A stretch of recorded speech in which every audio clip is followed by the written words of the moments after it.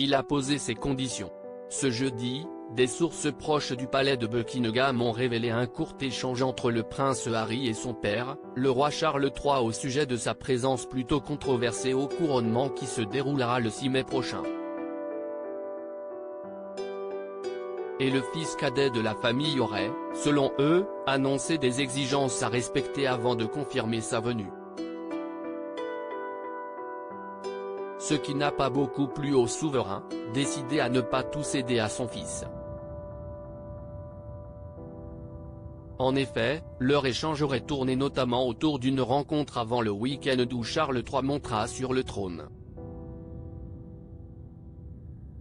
Le prince Harry, qui veut également que son frère William soit présent, serait notamment bien décidé à éviter l'ambiance toxique de ces deux derniers retours au Royaume-Uni pour le jubilé et les funérailles d'Élisabeth II.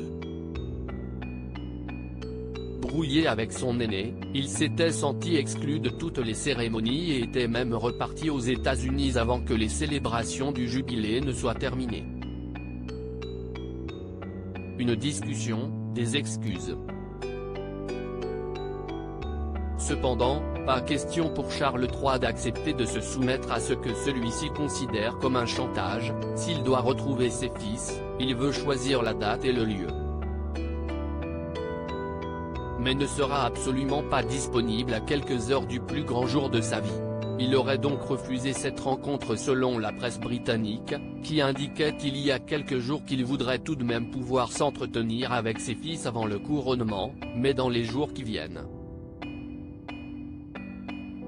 Autre demande qui ne sera pas acceptée, le prince Harry veut des excuses publiques de son frère, le prince William, qui considérerait quant à lui ne rien avoir à se reprocher et qui refuserait donc de s'y soumettre.